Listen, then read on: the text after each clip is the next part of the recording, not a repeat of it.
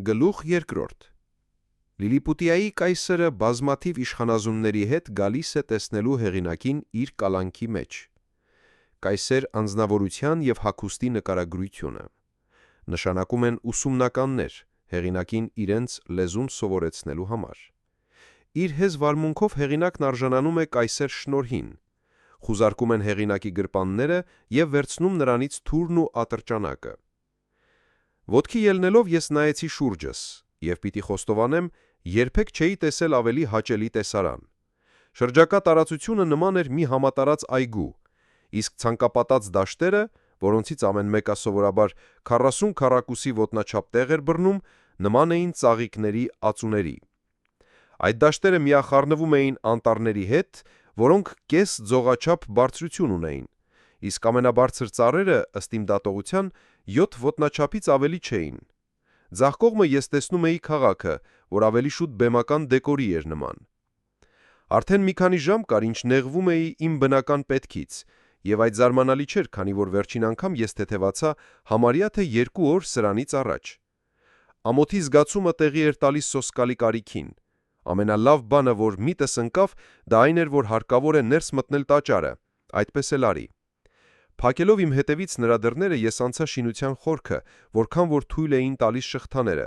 այդտեղ ազատեցի իմ մարմինն իրեն նեղող ծանրությունից։ Համենայն դեպս դա միակ դեպքն է, երբ ինձ կարելի է մեղադրել անմաքրասիրության համար, բայց ես իմ հույսը դրել եմ անաչառ ընթերցողի ներողամտության վրա,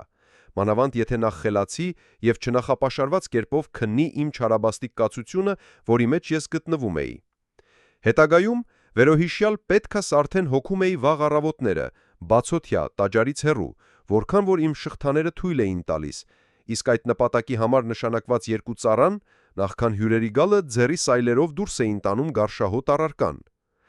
Ես այսքան երկար կանգ չէի առնի մի նյութի վրա, որ առաջին տեսքից կարծես կարևոր չէ, եթե անհրաժեշտ չհամարեի հրապարակավ արդարանալ իմ անմաքրությունների համար, որ ինչպես ինձ հայտնի է, իմ մի քանի չարակամներ հաճել են տեղի կասկանցանքի ենթարկել։ Այդ գործը վերջացնելուց հետո ես դուրս եկա փողոց, մաքուր օդ ծծելու։ Կայսրն արդեն իջել էր աշտարակից և ձիու վրա մոտենում էր ինձ։ Այդ խիզախությունը քիչ մնաց նրան թանկ նստեր։ Թեև ձին շատ մարզված էր, սակայն մի այդպիսի անսովոր երևույթի առաջ, որ նման էր շարժվող լեռան, ձին ետին ոտների վրա ծարս եղավ, իսկ կայսրը, որը սքանչելի ձի նստող էր, թամբից չընկավ, մինչև որ նրա ուղեկիցները հասան, բռնեցին սանձը և օգնեցին իրենց տիրոջը ցած իջնել։ Երբ նա ձիուց իջավ, զարմանքով նայեց ինձ ոտից մինչև գլուխ, շղթայից բավականին հեռու կանգնած։ Նա հրամայեց իր խոհարարներին ու մառանապետներին, որոնք արդեն պատրաստ կանգնած էին, որ ինձ կերակուր և խմիչք տան, և նրանք կերակուրն ու խմիչքը հատուկ սայլերի վրա առաջ մղեցին դեպի ինձ այն հեռավորության, որ ձեռքս հասնի։ Ես վերցրի այդ սայլերն ու անմիջապես պարպեցի։ Նրանից 20-ը լիքն էին մսեղենով, իսկ 10-ը խմելիքներով։ Առաջինները ես կուլ էի տալիս 2 թե 3 պատառով, իսկ խմելիքներից առնում էի 10 աման, լցնում էի մեկի մեջ ու միանգամից կոնծում, և այդպես մինչև վերջ։ Բազկաթոռների վրա որոշ հեռավորության նստել էին թագուհին, երիտասարդ արքայազուններն ու դժխուհիները պալատական տիկինների հետ միասին։ Կայսեր ձիուն պատահած արկածից հետո նրանք վեր կացան ու շրջապատեցին նորին մեծությանը, որին ես հիմա ուզում եմ նկարագրել։ Հասակով նա իմ եղունգի չափ բարձր էր իր բոլոր պալատականներից, և դա միանգամայն բավական էր տեսնողին պատկառանքի երկյուղ ներշնչելու համար։ Նրա արծվաքիթ և ձիթագույն ավստրիական շրթունքներով դեմքը խիստ էր և առնական, կեցվածը քաջարի, մարմնի մասերը համաչափ, շարժումները վայելուչ, իսկ վերաբերմունքը վեհ։ Նրա երիտասարդության առաջին տարիներն անցել էին արդեն։ Նա 28 և 3 քառորդ տարեկան էր, և մոտ 7 տարի է, ինչ թագավորում էր, շատ երջանիկ և մեծ մասամբ հաղթական։ Նրան ավելի լավ տեսնելու համար ես պառկեցի կողքիս, այնպես որ իմ դեմքը նրա դեմքի դիմացն էր, թեև նա կանգնած էր 3 յարդ հեռավորության վրա։ Բացի այդ, ես հետագայում շատ անգամ նրան դրել եմ ձեռքիս վրա, այնպես որ իմ նկարագրության մեջ չի կարող սխալ լինել։ Նրա հագուստը շատ հասարակ ու անպաճույճ էր, տարազը կիսաասիական, կիսաեվրոպական, իսկ գլխին ուներ մի թեթև ոսկեձույլ և ակնազարդ սաղավարտ, կատարին մի փետուր։ Նա ձեռքին ուներ մերկ թուր, պաշտպանելու համար իրեն, եթե բանը ես կտրատեմ իմ շղթաները։ Այդ թուրը մոտ 3 մատնաչափ երկարություն ուներ, իսկ նրա ոսկե պատկոթն ու պատյանը զարդարված էին ադամանդներով։ Նրա ձայնը զիլ էր, բայց հստակ եւ հնչեղ, այնպես որ կանգնած տեղս ես կարողանում էի նրան պարզ լսել։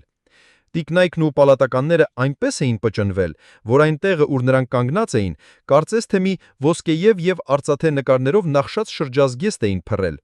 Նորին կայսերական մեծությունը հաճախ դիմում էր ինձ հարցերով, եւ ես նրան պատասխանում էի, սակայն մեզանից ոչ ոք մի խոսք չէր հասկանում։ Այդտեղ կային մի քանի քահանաներ ու իրավաբաններ, ինչպես ես եզրակացեցի նրանց հագուստներից, եւ նրանց հրամայված էր ներկայանալ ինձ։ Ես խոսեցի նրանց հետ այն բոլոր լեզուներով, որոնց ես քիչ ու շատ ծանոթ էի, ինչպես նաև վերին եւ ստորին հոլանդերեն, լատիներեն, իտալերեն եւ ֆրանսերեն։ Բայց այդ ամենն էլ իզեր։ 2 ժամից հետո արքունը գնաց եւ ինձ թողեցին խիստ հսկողության տակ, զսպելու համար ամբոխի անպատկառ, գուցե թեև չարամիտ վերաբերմունքը, ամբոխ, որ անհամբեր շրջապատում էր ինձ, ժանելով որքան հնարավոր է մոտենալ։ Իսկ մի քանի հոգի էլ, երբ ես նստել էի մոթևանի դռան մոտեց, դեպի ինձ լկտի կերպով նետեր արձակեցին, որոնցից մեկը քիչ մնաց հասներ իմ աչքը։ Գնդապետը դրանցից 6 հոգին ձերբակալեց եւ իբրև պատիժ որոշեց կապոտել եւ տալ իմ ձեռքը, որն էլ հլուհնազանդ կատարեցին զինվորները իրենց նիզակների բութ ծայրերով հրելով նրանց դեպի ինձ։ Ես բոլորն առա իմ ձեռքի վրա 5 դրեի բաճկոնիս գրպանից, իսկ վերաբերում է վերցերորդին, այնպես ձևացրի, իբրև ուզում եմ ես ողջ ուտեմ։ Խեղճ մարդը գոռաց ահաբեկ, եւ գնդապետն ու սպաները սաստիկ վրդվողվեին, մանավամբ երբ տեսանք գրչահատս հանելիս։ Բայց ես շուտով նրանց հանգստացրի։ Գուրգուրանքով նայելով նրան, ես անմիջապես արձակեցի կապկապող թոկերը եւ զգուշությամբ դրեի գտնի վրա, եւ նա իսկույն փախավ։ Նույն արեի մյուսների հետ, մեկ-մեկ հանելով իմ գրպանից։ Եվ ես նկատեցի, որ զինվորներն ու ժողովուրդը շատ գոհ մնացին իմ այդ գթասիրաբերված վերաբերմունքից, որ հետո արքունիքում ինձ շատ պետք եղավ։ Գիշերը վրա հասնելուց հետո բավական դժվարությամբ ես մտա իմ տունը, ուր պարկեցի գետնի վրա քնելու, եւ այդպես շարունակեցի մոտ 2 շաբաթ։ Այդ ժամանակամիջոցում կայսրը հրավայել էր, որ ինձ համար մի անկողին պատրաստեն։ Կարգով բերին իմ տունը 600 սովորական մեծության ներքնակ։ Դրանցից 150-ը կառած էր միմյանց ըստ լայնության ու երկարության եւ 4 տակ արած։ Եվ հարմար էր ինձ համար, բայց իր կոշտությամբ շատ քիչ էր տարբերվում հատակից, որ ամբողջովին ողորկ քարից էր։ Նույն հաշվով պատրաստել էին սավանը, վերմակն ու ծածկոցը, որոնք միանգամայն տանելի էին ինչպես վաղուց զրկանքների սովոր մի մարդու համար։ Հենց որ իմ գալու լուրը տարածվեց թագավորության մեջ, մեծ քանակությամբ հարուստ, պարապ եւ հետաքրքիր ժողովուրդ հավաքվեց ինձ տեսնելու համար։ Այնպես որ գյուղերը համարյա թե դատարկվեցին եւ մեծ թշվառություն կառաջանար գյուղատնտեսական եւ արտոնին գործերի մեջ, եթե նորին կայսերական մեծությունը մի քանի հայտարարություններով ու հրամանով այդ անպատեհության առաջը չառներ։ Նա հրամայեց, որ նրանք, որոնք արդեն տեսել են ինձ, վերադառնան տուն եւ առանց արքունիքի թույլտվության չհամարձակվեն 50 յարդից ավելի մոտենալ իմ տանը, որ պետական պաշտոնյաներին զգալի արդյունք տվեց։ Միևնույն ժամանակ կայսերը հաճախ խորհրդի առաջ հարց էր դնում, թե ինչ ընթացք պիտի բռնեն իմ հանդեպ։ Հետագայում մի մոտիկ բարեկամ, որ մի բարձր դիրքի անձնավորություն էր եւ ամենից իրազեկը պետական գաղտնիքներին, հավատացրեց ինձ, որ արքունիքն իմ հանդեպ մեծ դժվարությունների մեջ էր գտնվել։ Նրանք վախենում էին, որ կփախչեմ, իսկ մյուս կողմից գտնում էին, որ ինձ կերակրելը շատ թանկ կնստի եւ կարող է սովի պատճառ դառնալ։ Ոմանք ուզում էին սովամահ հանել ինձ, կամ հակառակ դեպքում իմ ձեռներին ու երեսին թունավորված նետեր արձակել, որոնք կարող էին ինձ իսկույն եւ այդ այն աշխարհն ուղարկել։ Սակայն մյուսներն էլ մտածում էին, որ մի այսպիսի ահագին դիակի նեխունից կարող է ժանտախտ առաջանալ մայրաքաղաքում եւ տարածվել ամբողջ թագավորության մեջ։ Այդ խորհրդակցությունների կեսին բարձրագույն խորհրդարանի դռանը մոտեցան մի քանի զինվորականներ։ Նրանցից երկուսը ներս ընդունվելով զեկուցեցին իմ վարմունքի մասին հանդեպ վերոհիշյալ 6 վճռագործների, եւ դա մի այնպիսի նպաստավոր տպավորություն թողեց նորին մեծության եւ ամբողջ ժողովի վրա, որ անմիջապես կայսերական հրովարտակով պարտավորեցրին մայրաքաղաքից 900 յարդ հեռավորության վրա գտնվող բոլոր գյուղերին ամեն առավոտ բերելու 6 եզ, 40 ոչխար եւ այլ ուտելիք ինձ կերակրելու համար, հացի, գինու եւ այլ խմիչքի համապատասխան քանակության հետ միասին, սահմանված սակով եւ ի հաշիվ նորին մեծության սեփական գանձարանից հատկացրած միջոցների։ Պետք է նկատել, որ այդ միապետը ապրում է գլխավորապես իր սեփական կալվածքների արդյունքով, երբեմն միայն ամենաանհրաժեշտ դեպքերում դիմելով իր հպատակների աջակցությանը, որոնք սակայն պարտավոր են իրենց սեփական ծաղկով պաշտպանել նրան պատերազմի ժամանակ։ Բացի այդ, ինձ ծառայություն մատուցելու համար նշանակեցին 600 մարդ, որոնք ունեին օրապահիկ, եւ իմ դրան երկու կողքին պատշաճ վրաններ։ Նաև հրամայված էր, որ 300 դերձակ ինձ համար իրենց տարազով մի ձեռք հագուստ կարեն եւ նորին մեծության ամենախոշոր գիտնականներից 6 հոգի սովորեցնեն ինձ իրենց լեզուն։ Եվ վերջապես հրամայված էր, որ կայսերի ազնվականության եւ թիկնապահ զորքի ձիերը մարզանքներ պիտի կատարեն իմ ներկայությամբ, որպեսզի ձիերը վարժվեն ինձ։ Այդ բոլոր հրամանները կանոնավոր կերպով ի կատար էին ածվում, եւ ես 3 շաբաթում մեծ առաջադրություն արի լիլիպուտային լեզվի ուսումնասիրության մեջ։ Այդ ժամանակամիջոցում կայսերը հաճախ պատվում էր ինձ իր այցելությամբ եւ բարեհաճում ներկա գտնվել իմ դասերին։ Մենք արդեն սկսում էինք խոսել միմյանց հետ։ Եվ առաջին խոսքը, որ ես սովորեցի արտահայտելու համար իմ ցանկությունը, դա այն էր, որ նա բարեհաճի ինձ տալ իմ ազատությունը, եւ դա ես կրկնում էի ամեն օր ձնկաչո։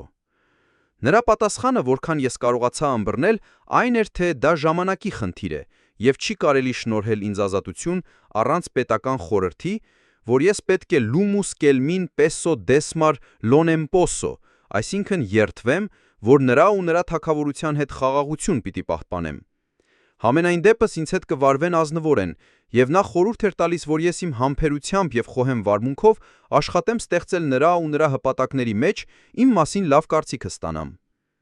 Նա ցանկանում էր, որ ես վիրավորական չհամարեմ, եթե նա հրամայի իր հատուկ պաշտոնյաներին խուզարկելու ինձ, որովհետև հավանաբար մոտս կարող է լինել զենք, որ շատ վտանգավոր պետք է լինի, եթե նա համապատասխանում է մի այսպիսի վիթխարի մարդու զանգվածին։ Ես ասացի, որ նորին մեծությունը անհոգ մնա, որովհետև ես պատրաստ եմ մերկանալ եւ շուռ տալ իմ գրպանները նրա առաջ։ Այդ ամենը ես հաղորդեցի մասամբ խոսքերով, մասամբ նշաններով։ Նա պատասխանեց, թե ըստ թագավորական օրենքների ինձ պիտի խուզարկեն նրա պաշտոնյաներից երկուսը։ Գիտե, որ դա չի կարելի անել առանց իմ համաձայնության եւ աջակցության,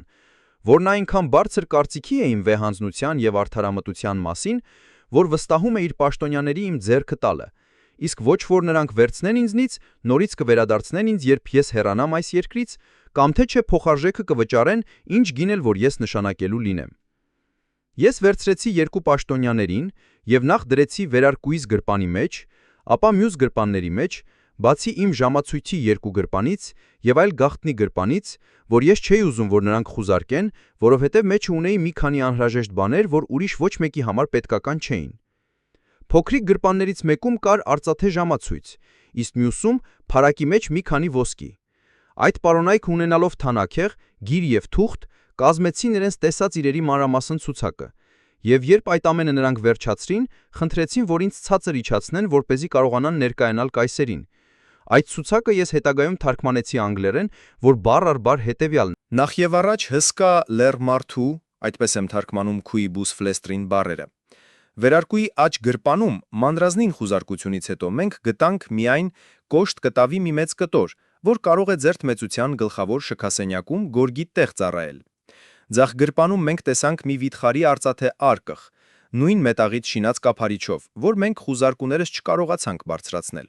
Մենք պահանջեցինք բաց անել արկղը եւ մեզանից մեկը մտավ ներս ու մինչև ծունկը խրվեց մի տեսակ փոշու մեջ, որի մի մասը մեր երեսին դիպչելով ստիպեց մեզ երկուսիս իրար վրա մի քանի անգամ փրշտալ։ Բաճկոնի աջ գրպանում մենք գտանք մի ահագին հակ, մոտ 3 մարդու հաստությամբ, մեջը սպիտակ բարակ նյութեր, մեկը մյուսի վրա դարսած, ամուր թոկերով միմյանց կապած եւ սև նշաններով նախշած, որոնք մեր համեստ ենթադրությամբ գրություններ են եւ որոնց ամեն մի տառը համարյա թե մեր ձեռքի ափի կեսի չափ է։ Ձախ գրպանում կար մի տեսակ գործիք, որի կողքին տնկած է 20 հատ ձող, ձերդ մեծության պալատի դիմացի ցանկապատը հիշեցնող։ Դրանով մեր ենթադրությամբ լեռ մարդը սանրում է իր գլուխը։ Մենք նրան միշտ չէինք նեղում մեր հարցերով, որովհետև մենք գտնում էինք, որ շատ դժվար է նրան մի բան հասկացնել։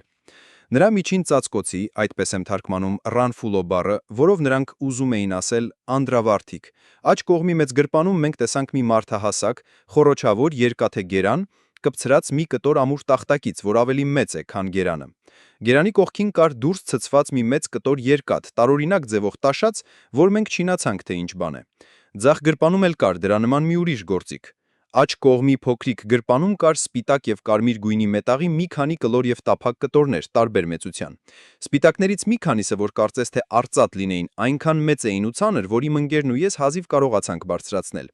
Ձախ գրպանում կար երկու հատ անկանոն ձևի սյուն, մեր ձեռը չկարողացավ այնքան էլ հեշտ կերպով հասնել նրանց ծայրին, քանի որ կանգնած էինք գրպանի հատակում։ Սյուներից մեկը կարծես թե ամբողջովին ձուլված էր, իսկ մյուսի վերին ծայրին կար սպիտակ գույնի մի կլոր մարմին, որ մեր գլխից մոտ 2 անգամ ավելի մեծ էր։ Նրանցից ամեն մեկի մեջ կար պողպատի մի ահագին շերտ, ենթադրելով, որ դա կարող է վտանգավոր զենք լինել, մենք հրամայելով ստիպեցինք նրան, որ մեզ ցույց տա։ Հանելով պատյաններից նա բացատրեց մեզ, որ իրենց երկրում դրանցից մեկը գործ են ածում երես սափելու համար, իսկ մյուսը միս կտրատելու համար։ Բացի այդ, իր ուրիշ երկու գրպան էլ կար, ուր մենք չկարողացանք մտնել։ Այդ գրպանները նա անվանում էր ժամացույցի գրպաններ։ Դրանք նրա միջին ծածկոցի վերին մասում շինած եւ նրա փորի ջնշմամբ շիղթ սեղմված երկու նեղ ճեղքեր էին։ Աջ գրպանից կախված էր արծաթե մի մեծ շղթա, իսկ հատակում կար մի զարմանալի մեքենա։ Մենք պահանջեցինք, որ այդ շղթայի ծայրին կպցրած բանը հանի, որ նման էր մի գնդի, որի կեսը արծաթ էր, իսկ մյուսը թափանցիկ մետաղի պես մի բան։ Թափանցիկ կողմի վրա մենք տեսանք տարօրինակ նշաններ շրջանաձև դասավորված, եւ ուզեինք ձեռք տանք եւ տեսանք, որ մեր մատները կանգ առան այդ փսպղուն իրի վրա։ Լեռմարդը մեր ականջի մոտեցրեց այդ մեքենան, որը ջրաղաց պես անընդհատ աղմուկ էր հանում։ Մենք ենթադրում ենք, որ դա կամ մի անծանոթ կենդանի է, կամ մի աստված, որին նա պաշտում է, բայց մենք հակամետ ենք վերջինին, որովհետև նա մեզ հավատացրեց, եթե նրան ճիշտ հասկացանք, որովհետև նա շատ տերի էր արտահայտվում, որ նա հազիվ է մի որևէ բան անում, առանց նրա խորհրդի, նա այդ առարկան համարում է իր պատգամախոսը եւ ասում է, որ ցույց է տալիս իր կյանքի ամեն մի քայլափոխի ժամանակը։ Ձախ գրպանից նա հանեց մի ցանց, որ գրեթե ուլկանի մեծություն ունի եւ կարելի է փոքրիկ քսայի նման բացել եւ փակել, եւ ծառայում է նրան նույն նպատակի համար։ Այդ ցանցի մեջ մենք գտանք մի քանի հատ դեղին մետաղի ձուլ կտոր, որոնք եթե իսկական ոսկուց են, ապա պիտե հսկայական արժեք ունենան։ Այս ամենից հետո հնազանդ ձերդ մեծության հրամանին ուշի ուշով խուզարկելով նրա բոլոր գրպանները,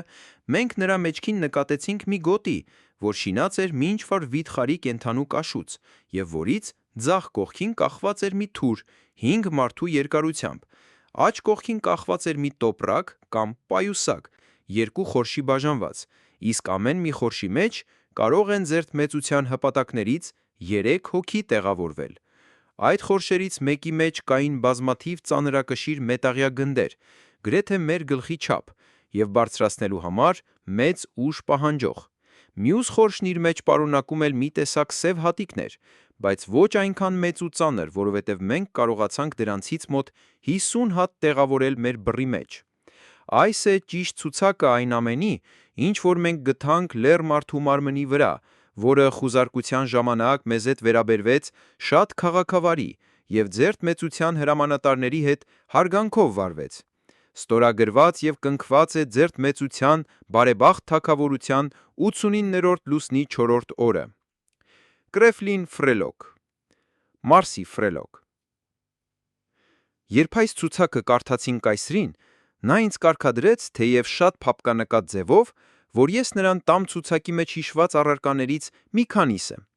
Սկզբում նա պահանջեց իմ թուրը, որ ես հանեցի տվի իրեն պատյանի հետ միասին։